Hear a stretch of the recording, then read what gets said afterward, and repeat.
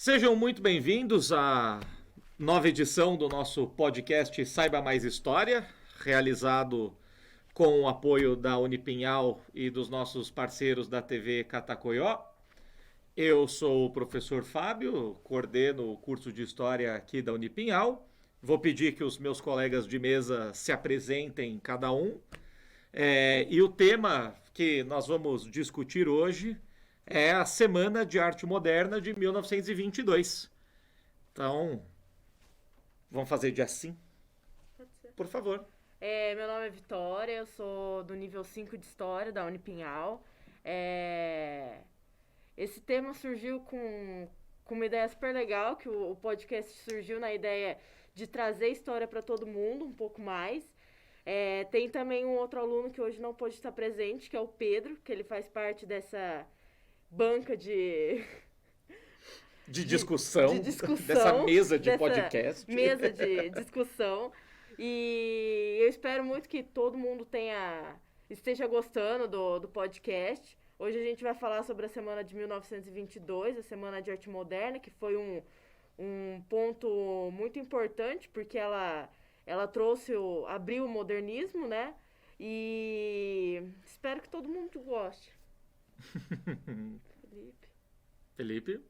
Olá, boa noite a todos. Eu sou o professor Felipe, sou professor aqui do curso de História da Unipinhal e participarei aqui juntamente com os colegas para falar um pouquinho sobre o tema da Semana de 22, né?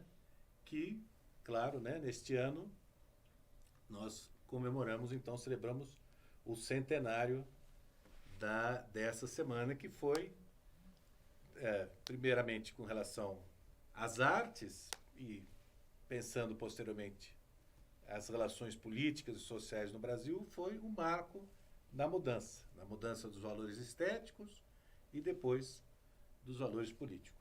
Tá? Bom, bom dia, boa tarde, boa noite para todo mundo. Queria agradecer o convite. Eu sou companheiro aí de trabalho dos professores Fábio, Felipe, entro em contato aí também cotidianamente com a turma de História aí da Vitória, com as outras turmas. Meu nome é Flávio, sou da área da Filosofia, da Letras, atuo aí em alguns cursos, assim como os professores também, mas o meu curso de origem, minha equipe de origem aqui na Unipinhal é no curso de Letras.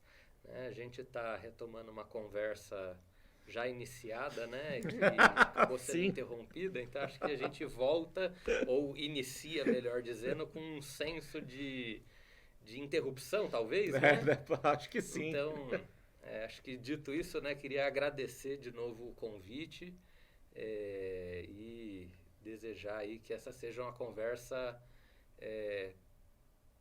muito, né, produtiva, que traga aí um debate. Afinal, a gente está aí passando pelo centenário, né, dessa semana, então é importante a gente não deixar isso passar como se fosse qualquer coisa, né? Muito bom. Um centenário um pouco atrasado, né? Porque foi em fevereiro, a semana foi de 23 a 27 de fevereiro, né? E agora estamos em maio, mas tudo bem, nunca é tarde, né? A gente tarda, mas não falha. Exatamente. E então eu queria perguntar para vocês, né? Já para a gente colocar aqui,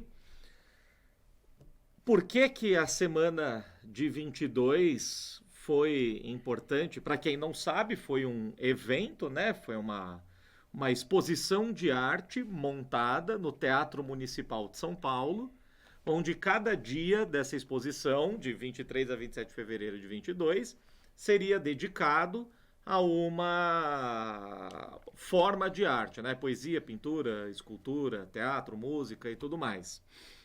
E foi organizada por esses artistas, né, do movimento modernista, patrocinada por algumas ricas famílias cafeicultoras da cidade de São Paulo, em especial a família Prado, né, conhecida por ser uma grande mecenas da arte moderna, né? E da arte nacional como um todo.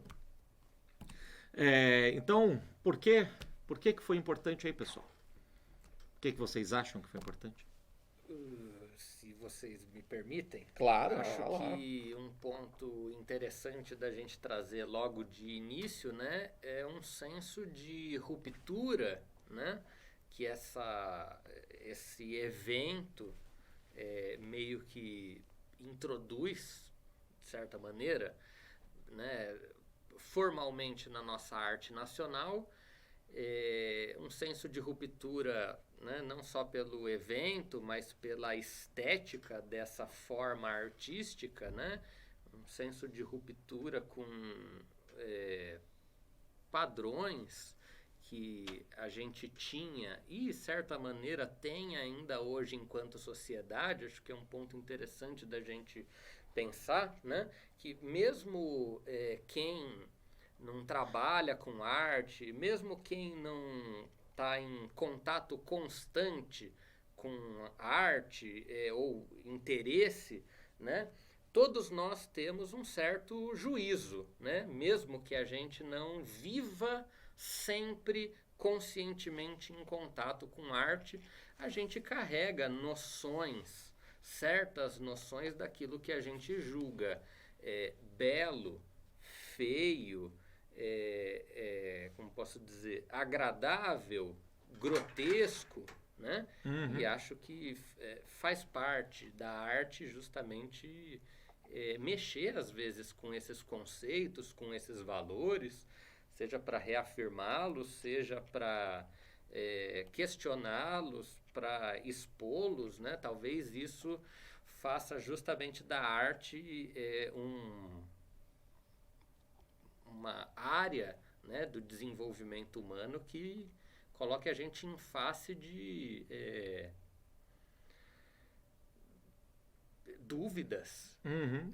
certezas, né? Faça com que a gente questione alguns parâmetros mesmo da realidade, né? Coisas que... E questiona essa própria noção do belo, Sim, do exatamente. que é agradável, do que é do que é grotesco. Exatamente.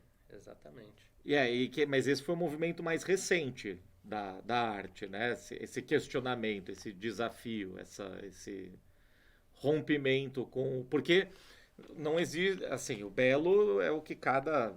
Como historiador, o belo é o que cada época determina que é belo, né?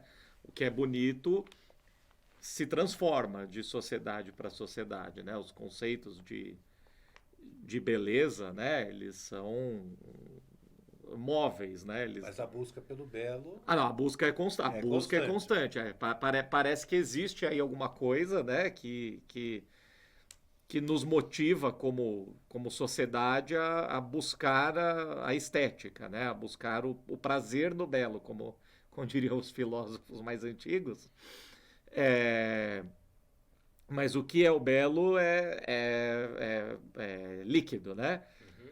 E eu acho interessante que é recente esse movimento, que a gente até estava falando naquela primeira conversa, de que é recente o movimento da arte de desassociar a pureza técnica com a estética. Não sei se vocês entendem o que eu quero dizer. Sim. Não entendeu? A pureza, do tipo assim, a noção de que algo só é belo se é tecnicamente perfeitamente bem executado. Entendeu? Uhum. Ou não? Sim. Ou você acha que algo só é belo se é tecnicamente perfeitamente bem executado? É uma visão clássica, né? Essa é uma visão. Exatamente, é isso que eu estou dizendo. Essa é uma visão mais clássica, né? Mais pré-moderna. Né? Se a gente está falando da Semana de Arte Moderna. Mas eu acho interessante isso, que esse é um movimento recente. Essa múltipla relação que você falou da arte com a beleza, né? Eu acho que o que é legal é que, da gente pensar na semana de 22, né? É que essa multiplicidade de relações pelo menos nesse ponto de vista mais geral, né, majoritário assim, ele é muito recente mesmo, né? Antes, a preocupação com o belo também era uma preocupação com o técnico, né? Com uma representação do que se achava realista da realidade. Tanto que a gente pode ver, né? Você não concorda? Pode falar. Não, pode falar. Pode me interromper, inclusive. É informal aqui o negócio. Sei, não. Mas Tanto que, por exemplo, você pega a história, né? Uma coisa que eu acho muito interessante, né? A história do teatro. Que o teatro, ele começa, né? Na verdade, ele começa em vários lugares ao mesmo tempo, né? Tem várias formas de representação teatral pelo mundo. Mas se a gente pegar esse início grego do teatro, né? Ele é essa coisa, né? Que é meio ritual religioso, é meio artístico, né? É esses dois ao mesmo tempo, e também, obviamente, existe uma preocupação com a poesia, com a fala, com o modo como é declamado, né? E é interessante você ver como o teatro, pelo menos, né, no Ocidente, ele vai se distanciando cada vez mais dessa relação quase que conceitual, né, com os temas, e ele vai ficando aí, quando a gente vai para o século XIX, já estamos Revolução Industrial, grandes centros urbanos, existe uma preocupação muito de realismo no teatro, né? Então você vê as peças, né? O palco italiano começa a virar o padrão para todas as peças, não só para as óperas, né? As próprias temáticas. E aí é legal que quando essa relação começa a ser questionada, né? Essa técnica pura, é quando começam a aparecer aquelas várias experiências completamente loucas e lindíssimas, eu acho, pelo menos lindíssimas, com o teatro, né? O teatro do absurdo, o teatro surreal, né? O teatro minimalista, que é quando começam a... E aí eu acho que está muito ligado a essa questão também do modernismo de começar a romper com essa noção tradicional da técnica pura e da ligação disso como um conceito de beleza. Nossa, falei demais. Não sei. Não, obrigado. Você fala Não vai ganhar isso... nota não, mas para isso não. Mas eu acho que é importante a gente retomar, não é? A questão da semana, né? Ah, sim. Quer dizer, em que sentido, né? E de que maneira que a semana é de fato uma coisa nova, né? Por que celebramos 100 anos depois ainda essa semana? Por que faz sentido ainda a celebração, né? Eu acho que é isso importante a gente pensar. E por que você acha? Eu acho que, né, a gente falou um pouquinho, né, sobre essa transformação na questão estética, né? Mas a gente pode fazer um exercício de pensar um pouco essa relação entre estética e política e esse marco que é a semana, né? No sentido em que houve da parte dos artistas que trabalharam, né, e realizaram essa semana a ideia, né, de construir uma arte nacional, né? O entendimento que os artistas presentes na semana tinham é que toda a produção artística prévia do Brasil era apenas um macaquear, né? Apenas uma reprodução, né, meio estranha, né, daquilo que era a estética europeia. Né? Se nós pensarmos aí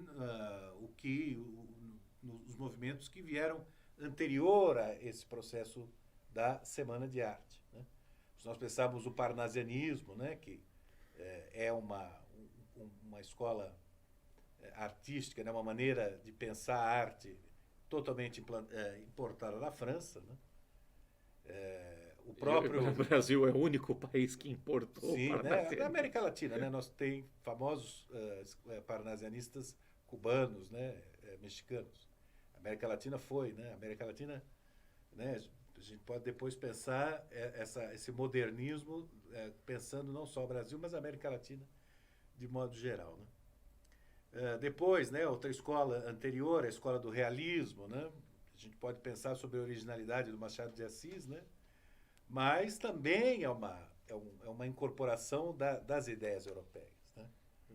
Quer dizer, o esforço, né, do Curtiço, o esforço do Curtiço de se parecer com o Germinal, né? Quer dizer, o Germinal, de Émile Zola, que é o grande romance naturalista, e o Curtiço, que é o grande romance naturalista brasileiro. E antes mesmo até do realismo, nós temos o próprio romantismo, né, que esse, então, é realmente totalmente importado da Europa, né? A gente pode pensar na questão do indianismo, né? Sim, que é primeira geração. justamente, né? Aí teríamos uma certa originalidade, né? Mas esse indígena retratado na poesia romântica, ele pode ser substituído facilmente por um cavaleiro medieval vindo diretamente lá do Walter Scott, né? De Ivan Oé. Então, né, eu acho que o pensamento, a novidade que a semana traz é pensar uma arte nacional, quer dizer, é pensar esses valores estéticos sobre uma ótica brasileira, sobre as questões do Brasil e não sobre esses paradigmas europeus. Mas aí fica a provocação, né? Mas parte dessa ótica brasileira é necessariamente europeia, né? Sim, né? Então, Porque a gente pode assim, pensar, da nossa formação como um todo, né? por outro lado, né? A gente pode pensar um pouco a contrapelo aquilo que foi afirmado aqui, né? Quando, na verdade, né, em que se inspiram esses modernistas? Eles se inspiram exatamente nas vanguardas europeias, que são contemporâneas desse período, né? Sim, porque... desculpa, você queria falar? Tem alguns pontos interessantes nessa sua fala, Felipe, que eu estou pensando aqui, que são interessantes da gente marcar, né? Você está falando do valor de se discutir essa semana, essa estética, né, inaugurada, digamos assim, certa maneira. Já ocorria algumas expressões, né, pré-modernistas, digamos assim, anteriores à semana de 22, mas, né, com um senso de inauguração, talvez, na arte nacional, né? O senso de atualidade de se discutir isso, acho que vem, né, dois pontos que vêm daí, né? O primeiro deles, que me vem à cabeça, é por um lado, que talvez, muito provavelmente seja com o modernismo que a gente tenha um grupo muito bem fechado, organizado, até porque a gente chama de movimento modernista. Sim. E se o nome é movimento, a gente presume que há uma certa organização, um direcionamento, uma certa administrabilidade dessa estética que seja, né? Você trouxe que muito... certamente não encontraríamos nos românticos, nos realistas, nos naturalistas. Exatamente. Enfim. A gente tem certos grupos, escolas de gerações, né, dentro dessas artes, né?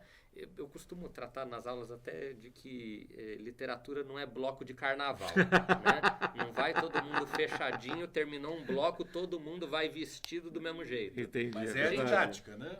Em nome da didática, né? Sim, a gente tem nuances entre diversos autores, né? Autores que, inclusive, começam a sua atividade literária, por exemplo, como, né, parte do que a gente reconheceria de um grupo, Machado de Assis mesmo, que foi trazido aqui, né, cujos primeiros romances se encaixam muito bem numa estética romântica, mas que, na sequência, né, adquire um certo amadurecimento disso, né? A gente tem alguns grupos, certa maneira, mas é bem provável, e aqui não estou querendo colocar nenhum tipo de prerrogativa paulista sobre isso, muito longe, não.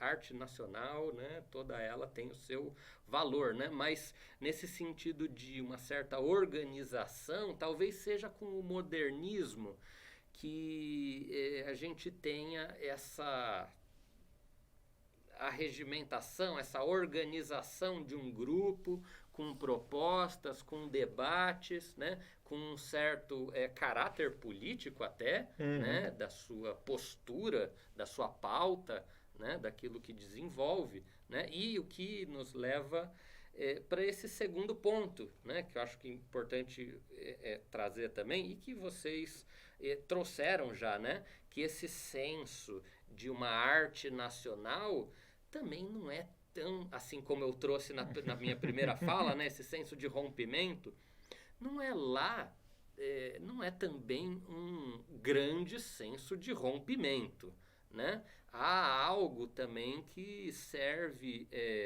de uma certa cópia, né, digamos assim, de algo que vem de fora, né?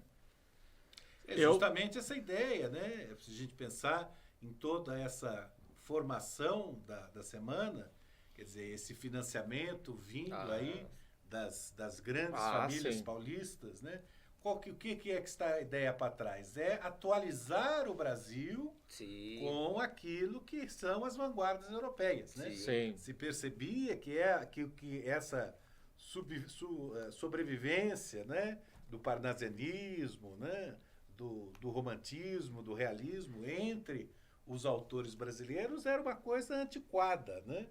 E que estes homens, né, o Paulo Prado, né, que é o grande financiador, era uma pessoa que, né, ia a Paris assim, anualmente, né? Ia de navio e ele levava a vaca dele, né? Ele levava a vaca dele, tem, né? Olha... Tinha uma vaca de estimação que ele levava. Que ele queria tomar o leite. Você está brincando. Sim, né? Existe aí Quando você é imensamente rico, você pode fazer essas coisas. Tem né? Eu não sei se eu levaria uma vaca. Eu não lembro comigo. o nome do autor, mas tem um título publicado chamado Tietê, Tejo e Sena, que conta um pouco a história. Que legal, desse ciclo, assim. Do Paulo Prado, do Paulo né? Prado. Como intelectual, que depois contribuiu, né? Fez lá o Retrato do Brasil, que é uma espécie, é mais um ensaio explicativo do Brasil, na tendência... Mas essa história da vaca realmente é muito boa. Olha, essa né? eu realmente queria... É uma pessoa que tinha, né, que tinha esse luxo, né, de levar a própria vaca no navio para tomar o leite dela, né? Então é alguém que tem uma fortuna imensa, né? E que vai à Europa e que percebe essa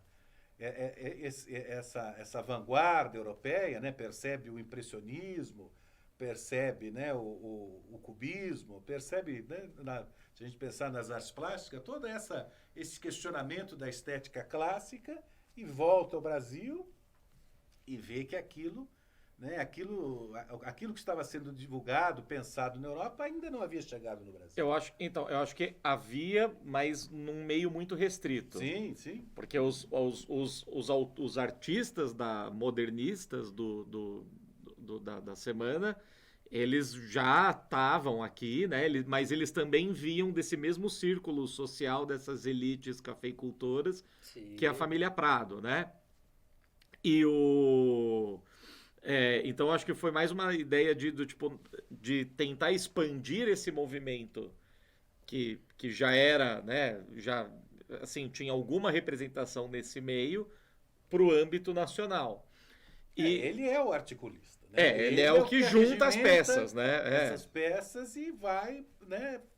Então, por isso que existe essa contradição, né? Ao mesmo tempo, é um movimento, né, de revigoração da marca brasileira na arte, mas é alguma coisa vinculada diretamente com as vanguardas europeias. Mas então, e aí que eu queria chegar, né? Porque, por exemplo, às vezes eu acho que é uma questão de nome e de como a gente, assim, calma lá, de nome no sentido dos termos que a gente usa para, às vezes, tentar definir as coisas, né?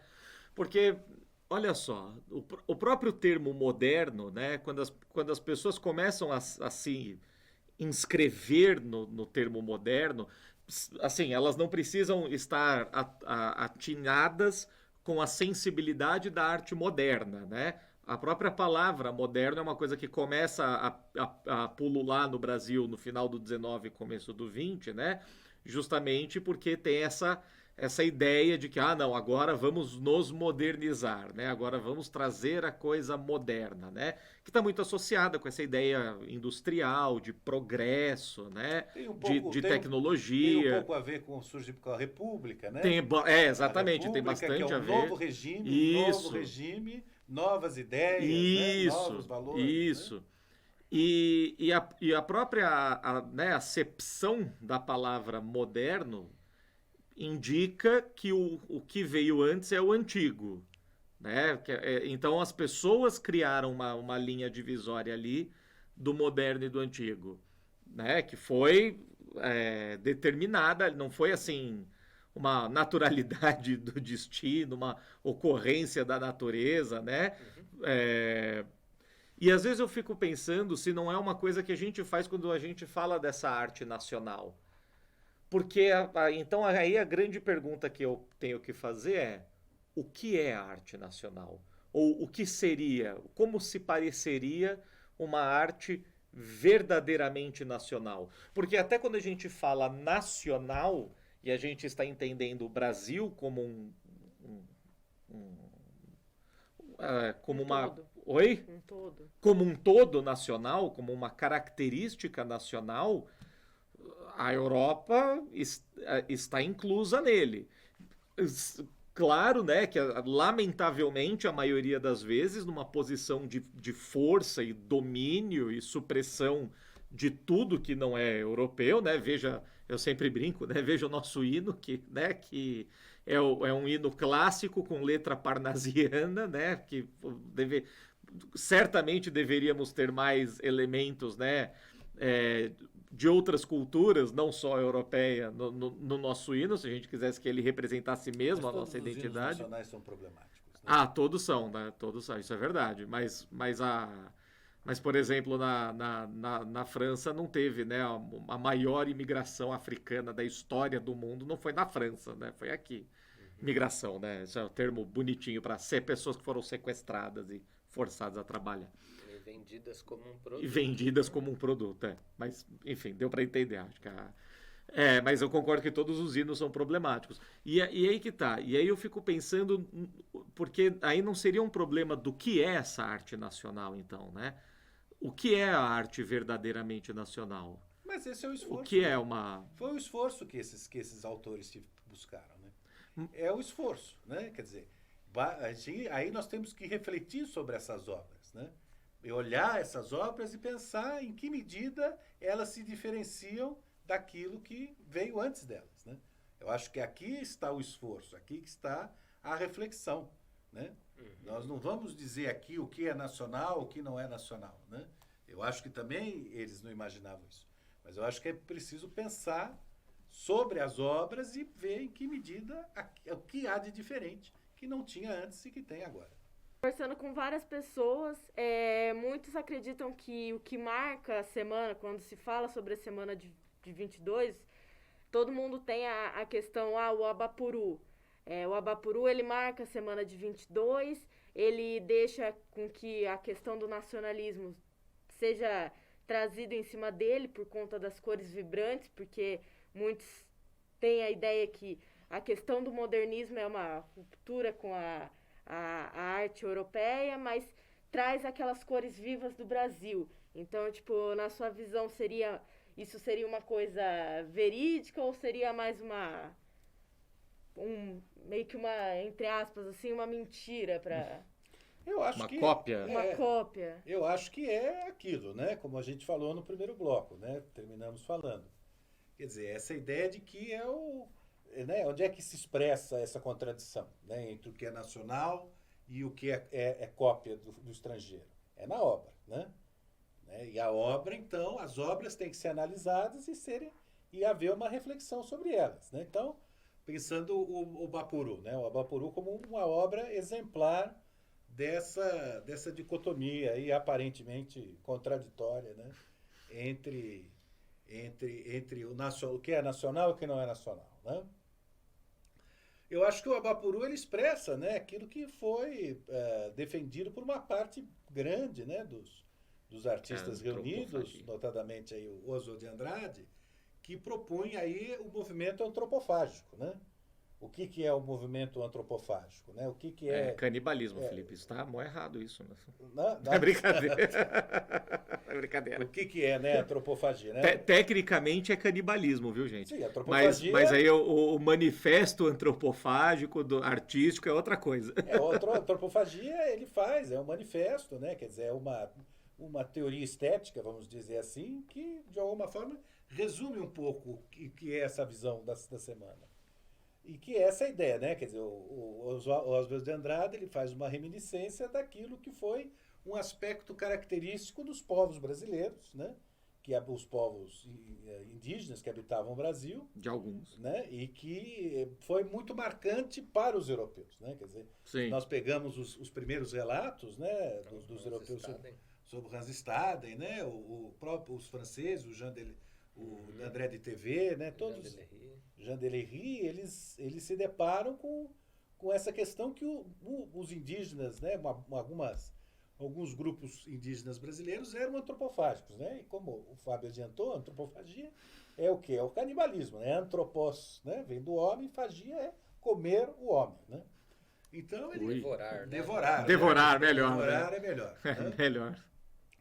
Então, nesse sentido, esse movimento antropofágico, o Oswald de Andrade, numa brincadeira, ele remete, né, aquilo que caracterizou o Brasil para o europeu, né, aquilo que foi uma característica bem brasileira para o europeu no início da colonização, que é justamente, né, capturar o homem branco e comer, né, devorar justamente as partes que eram interessantes, né? Porque aí num ritual para se apropriar da força, das habilidades, né, da inteligência, do ser, né? Exatamente, quer dizer,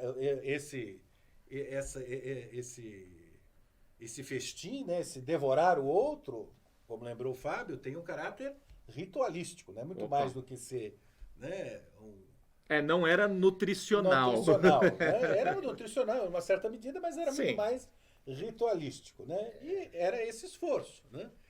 E o que o Oswald de Andrade fala em relação ao manifesto é que justamente o que nós aqui no Brasil devemos fazer, devemos copiar os nossos antepassados, que devoravam, né, o estrangeiro e tomavam dele aquilo que era benéfico, aquilo que poderia ajudar, né, na construção da cultura. Mas aquilo que não se presta a ser incorporado deve ser expelido para fora, deve ser, né, ignorado. No próprio processo da digestão, as coisas boas são consumidas pelo corpo e o resto vira, né, retirado, é o excremento. Então aquilo que não é bom deve ser excremento. Mas é que desculpa aí, fala, Flávio.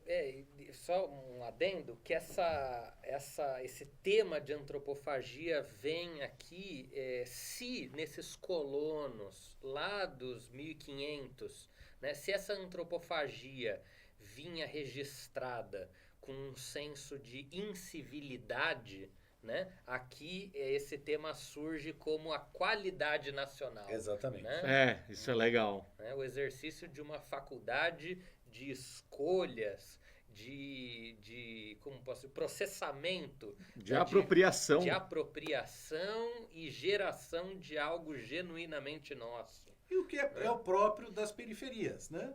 Sim, se nós pensarmos a América Latina de modo geral, exatamente. É assim como a América Latina se portou, não é? Perante a influência europeia, né? Quer dizer, a partir do momento que as nações latino-americanas começam a se perceber como nações independentes, é o que você fala, né? É a virtude da escolha, né? É a virtude da seleção, né? Não vamos tomar tudo diretamente, vamos selecionar, né? E assim fizéramos nós, assim fizeram os muralistas mexicanos. Nossa, por um Assim- segundo eu tive que falar, os moralistas mexicanos. Não. Nossa, tem esse movimento. Assim fizeram os romancistas argentinos, né? Cada um tomou a si aquilo que interessava. Então, e aí eu acho que aí que fica interessante, porque esse é um movimento, né, que a gente vê acontecendo culturalmente em muitos lugares, especialmente porque muitas vezes essas culturas, especialmente na maneira histórica, como a Europa se relacionou com o resto do mundo, né, não foi uma relação de muita igualdade, né? Não foi uma coisa de, assim, não foi uma relação de troca cultural consciente, né? De que os europeus, né, chegavam e falavam, oh, não, estamos aprendendo tanto aqui com eles quanto eles quando... Não, né? Os europeus, eles, né, se colocavam política, econômica e aí culturalmente como uma força superior aos lugares que eles visitavam, dominavam, né? Mas é interessante isso, porque às vezes eu fico pensando, né, como essa antropofagia ela foi racionalizada pelo Oswald de Andrade, né? Mas muitas vezes a gente vê ela acontecendo de uma forma assim orgânica, quase, né? Em vários outros momentos, em várias outras formas de cultura, né? Especialmente, por exemplo, em sociedades em diáspora, né? Se a gente pega grupos migrantes, né? Que são diaspóricos, né? Numa outra cultura, existe essa apropriação, né? Essa absorção cultural, essa transformação cultural, né? Que torna, muitas vezes torna essa experiência humana bastante única, né? Então, né, por exemplo, teve sei lá, quando foi um escândalo, né? Quando o Gilberto Gil usou uma guitarra elétrica num show pela primeira vez. Ele foi vaiado, né? Porque... Muitos autores chamam a Tropicália, né, como um desdobramento do modernismo, né? Sim, com certeza. É um desdobramento. Que tem a mesma lógica. Sim, né? é que eu só fugi um pouco da semana para dar o exemplo da ideia que eu tô querendo passar. Que assim, o cara foi vaiado quando ele usou a guitarra porque todo mundo falou que era, não, é americano dos Estados Unidos, né? É americano demais isso. E hoje, em 2022, acho que ninguém aqui vai dizer que não, Gilberto Gil não é música brasileira, né? Assim, mais nacional que ele, é difícil a gente pensar em alguém mais, assim, que faz música mais brasileira. Mas nós podemos dizer que o marco do Manifesto Antropofágico é justamente a tomada de entendimento disso, né? Exato. Quer dizer, é o marco onde aquilo é expresso. Até pode ser que antes esse movimento, né, a gente pode jogar, né, em certa medida esse romantismo brasileiro, né, celebrado muitas vezes como a primeira expressão de uma literatura nacional, também é antropofágico, né? Uhum. Quer dizer, nesse sentido, né, mas a tomada de decisão, a tomada de consciência é a partir do movimento antropofágico. Sim, com certeza. Né? Quer dizer, quando o Gilberto Gil, né, quando a Tropicália incorpora na música brasileira, né, as batidas, os instrumentos, né, os ritmos que vêm da América do Norte, ela refaz, né, ela sabe que ela está. Sim. Que ela está. Isso... Porque, né, Torquato Neto, né, que é o pensador da Tropicália, leu Oswald de Andrade. Sim, né? mas não, e isso acontece o tempo todo, né? Com várias... e até hoje, né? Você vê essa mistura... Uma das coisas que torna a arte interessante muitas vezes, né? Quando ela tem temas nacionais, culturais, etc., é justamente a gente poder ver obra a obra, né? Essa mistura, né? Esses elementos que eles vão se incorporando e vão se comunicando, né? E aí que eu acho, para criar algo novo. Porque aí, né? Aí que tá a genuinidade. Genuinidade existe? Não, Autenticidade, genuíno, pronto. Aí que né? tá a autenticidade da coisa, né? Que é aí que está a obra, né? Talvez aí, né? Sei lá, né? Aqui a gente não possa chamar necessariamente de, oh meu Deus, 100% original, porque se você quer chamar alguma coisa de 100% brasileira, a pergunta que vem imediatamente é o que é 100% brasileiro? E isso ninguém consegue responder, não dá para responder. Eu desafio qualquer um. Ih, ferrei, desafiei a internet, não dá. Não desafio ninguém não, gente. Mas, assim, não dá para responder essa pergunta, o que é 100% brasileiro, né? Mas dá pra gente dizer, pelo menos, quando uma coisa ela tá misturada com outra. Então é uma falsa dicotomia, né? Aqui a gente, né, foi provocativo, né? Justamente pensar isso, né? Quer dizer, em que medida, né, essa problemática entre o nacional e o estrangeiro é uma falsa polêmica.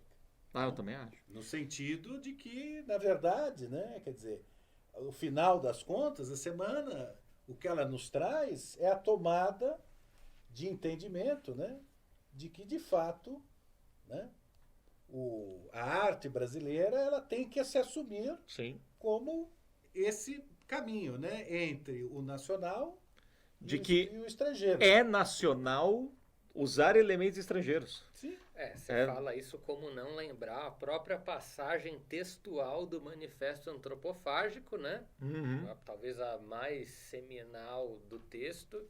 To be or not to be, that's the question. Né? Intertexto explícito com o texto shakespeariano. Muito legal. Né? E que aqui aparece justamente com valor, inclusive, de recuperação, uma tentativa de recuperação, talvez seja melhor, de uma língua nativo brasileira, né, no caso o tupi, que inclusive volta a aparecer em diversas obras, né?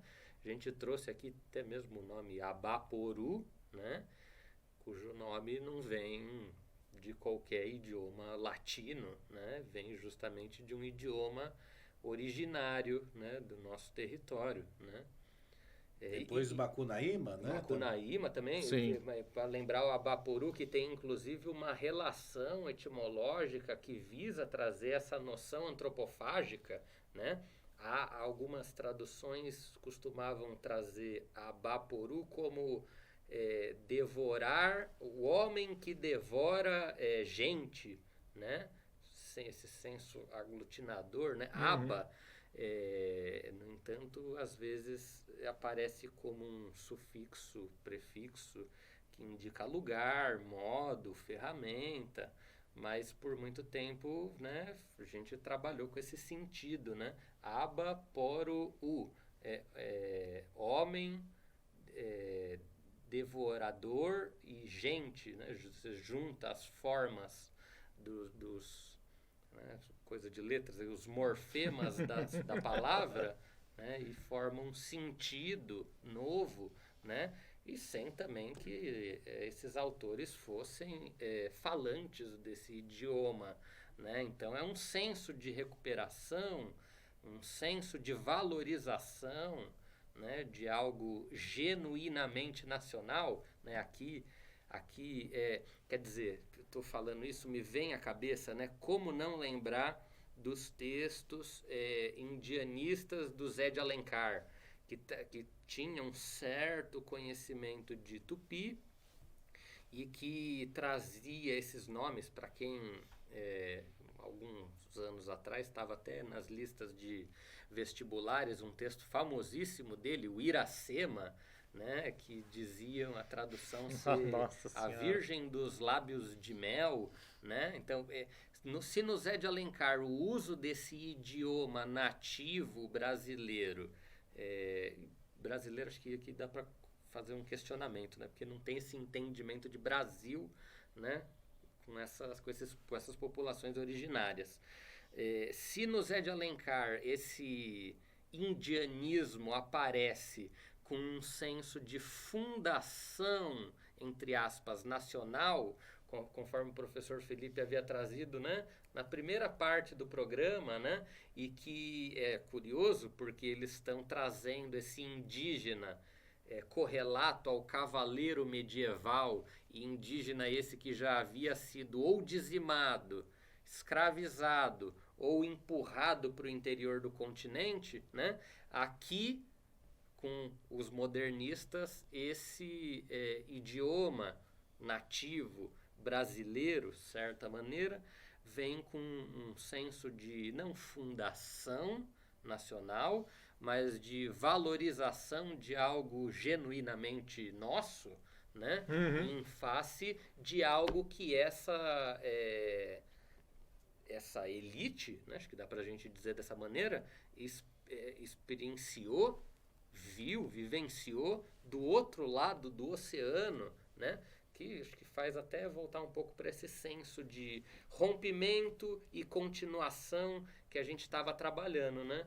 Acho que tô falando isso, a gente falou bastante, chegamos a mencionar, falamos bastante, né? Você falou até o caso aí do Paulo Prado, né? Que não, essa história da vaca é realmente muito impressionante, boa. Né? Nossa, mas acho que me vem à cabeça aqui justamente um amigo do Olavo Bilac, poeta parnasiano, que representa então esse antigo, conforme o professor Fábio trouxe,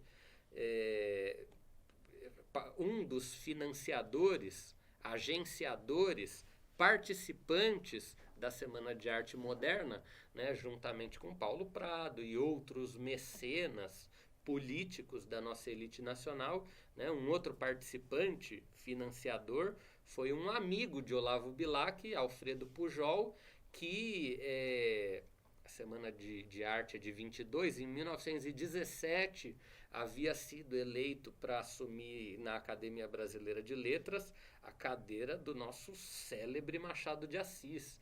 Então, assim, essa Semana de Arte Moderna também é um pouco carregada de algo do passado. Ah, né? Com certeza. De talvez cânones do passado, e talvez venha um pouco daí esse questionamento do cânone, essa contraposição ao cânone, né?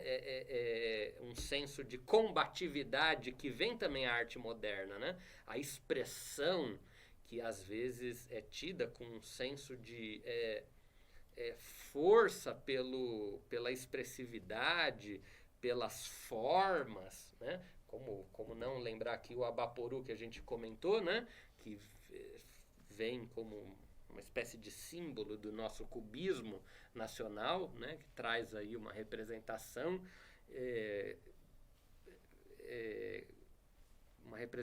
como que guiada por formas mais visivelmente geométricas, né?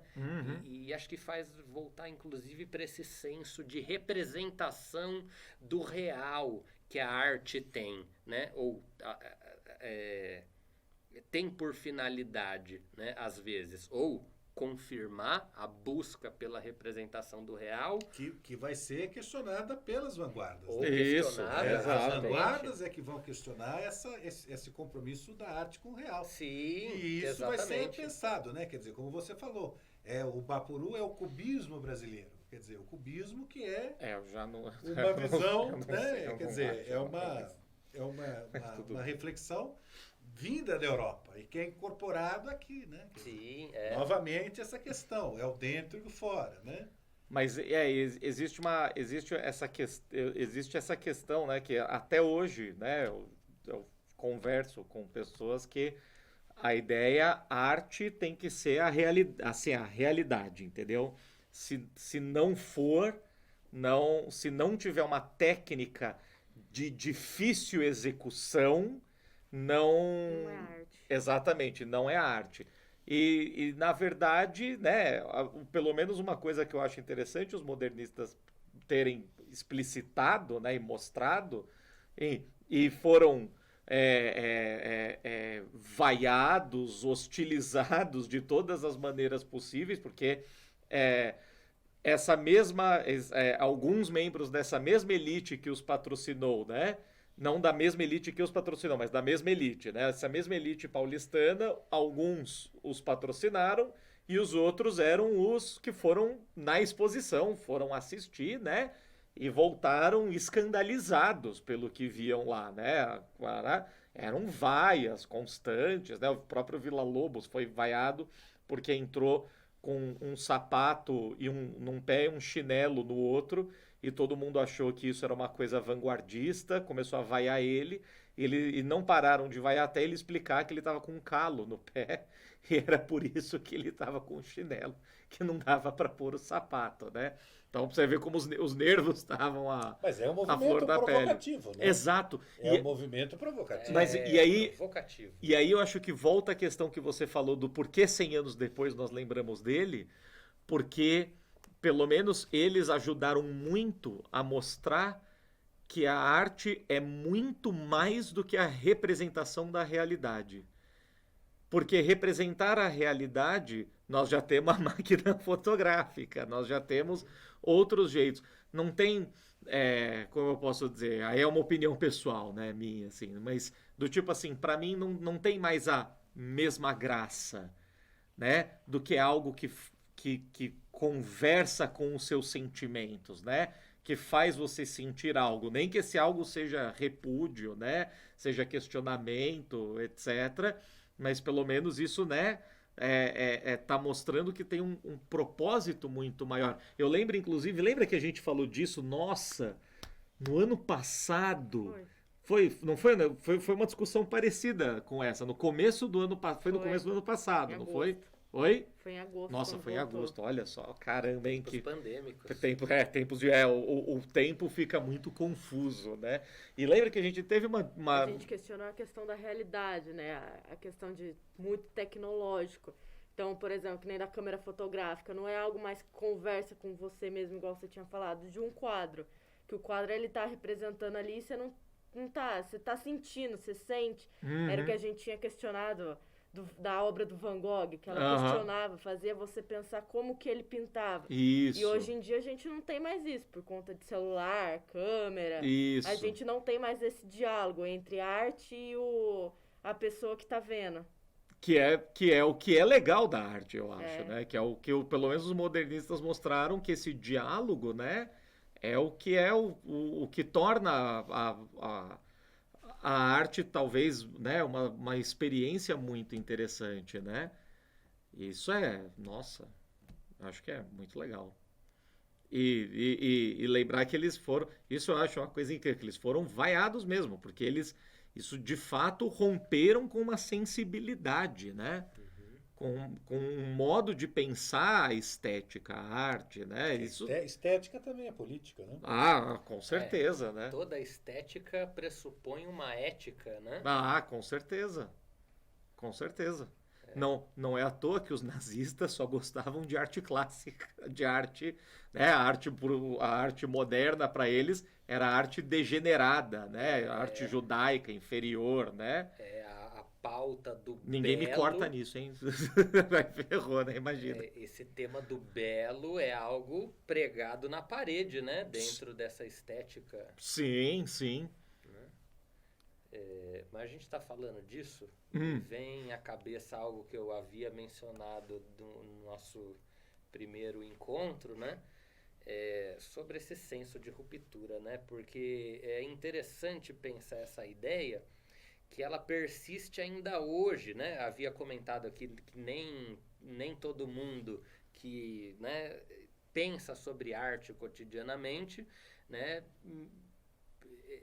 Mesmo quem não pensa sobre arte cotidianamente tem o seu valor do que é belo, do que não é, do que é agradável aos olhos, do que é grotesco, né? Todos nós carregamos um certo A verdade, a justiça juízos. e a beleza é uma busca humana, né? Ah, sim. Independentemente de quem seja, todo mundo busca a verdade, a beleza e a justiça. Exatamente, as virtudes, né? Agora, o que é verdade, o que é beleza e o que é justiça? Esse Aí, aqui é o problema. aí que ninguém concorda. E é o interessante dessa atualidade, porque é muito comum a gente ver essa opinião mesmo, de que eu não gosto dessa arte porque ela ela exacerba coisas, e é muito exagerada, ou não, Moderno demais. carece de técnica. Isso surge ainda hoje, né? E aí, o caso que eu havia trazido entra até num tópico que a gente não chegou a comentar, mas tá no entorno disso, que são essas novas artes, né? Fotografia, cinema.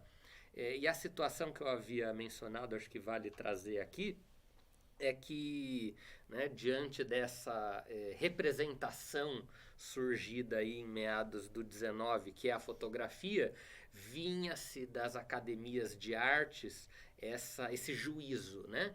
Isso não é arte. Por quê? Porque não tem anos de estudo na técnica da pintura. Uma coisa é você representar alguém, um cenário, uma natureza morta, um evento, uma situação, uma passagem bíblica, uma passagem de um romance. Uma coisa é você fazer uma representação numa pintura, outra coisa é você clicar no botão de uma máquina que vai registrar aquilo, né? E se vocês procurarem, grande parte, um animal que é muito representado na pintura é o cavalo, né? Se vocês procurarem cenas, pinturas sei lá, cenas de caça, por exemplo, de cavalos numa pintura realista, se vocês procurarem cavalos correndo, esses cavalos normalmente estão com as duas patas dianteiras para frente e as duas patas traseiras para trás, que passa a imagem daquele cavalo que corre e se estica, né? E dentro dessa arte realista, isso era o realismo, né? A representação cheia de técnica e habilidade na execução da mistura das tintas, do desenho das formas, né? E aí me vem à cabeça a situação que eu havia comentado, né? Uma aposta que ocorreu nos Estados Unidos em 1872, uma aposta feita entre um ex-governador da Califórnia e um dono de indústrias, acho que indústria da expansão férrea, né, dos Estados Unidos, uma aposta entre eles sobre se o cavalo tirava as quatro patas do chão enquanto corria. Porque a gente vê o cavalo correndo, às vezes aquilo é tão rápido, né? E aí a prova que eles foram fazer para, né, tirar a conclusão dessa aposta foi a seguinte: contrataram um fotógrafo da época, chama Edward Muybridge, inclusive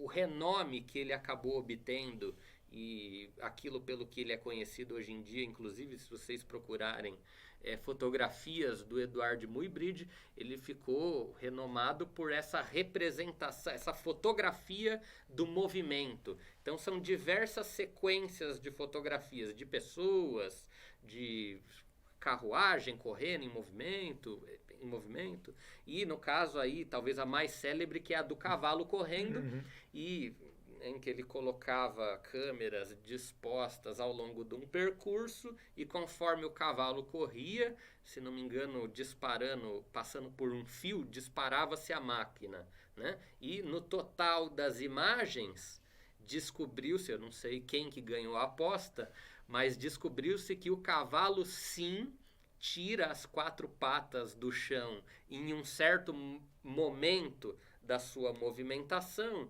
No entanto, ele tira as quatro patas do chão quando quando as quatro patas, né, estão para dentro do corpo, né? Elas não estão estendidas que nem na pintura, elas estão encolhidas para junto do corpo. Ou seja, exatamente, aquela representação da pintura realista não é também tão real assim, né? Exato. Quer dizer, mesmo a arte realista vai passar por diversos filtros da nossa percepção humana, né? do que a gente imagina como realista, né? Sim. E não o que é de fato tal como é, né? Tal qual como é a realidade. Sim, né? E Muito bom. talvez seja esse aí um dos precursores do que viria a ser o cinema, né? Ah, A gente sim. costuma pensar muito nos irmãos Lumière, né? 1890, década de 90 do Aham. século XIX. 95, acho. 95. Acho eu 95. Muito bom, pessoal. Então, eu acho que estamos sem tempo aí, né? Porque nós temos que dar aula daqui a pouco, todos nós. Você ir para a aula, né? A gente tem que dar aula. Então, eu vou agradecer de novo, né? Agradecer o professor Flávio, o professor Felipe, a Vitória. Agradecer o pessoal da TV Catacoió, agradecer novamente a Unipinhal. E mês que vem nós vamos falar do Holocausto Brasileiro e um pouco da luta antimanicomial. Acho que vai ser uma coisa interessante. História da loucura, né? História da loucura, que nossa, que acho que vai ser uma coisa fascinantíssima. Não sei se essa palavra existe, mas essa altura do campeonato eu tô nem aí. Então acho que vai ser um negócio bastante legal. E aí, mês que vem, nós nos vemos de novo no nosso podcast Saiba Mais História. Brigadão, viu? Valeu, gente!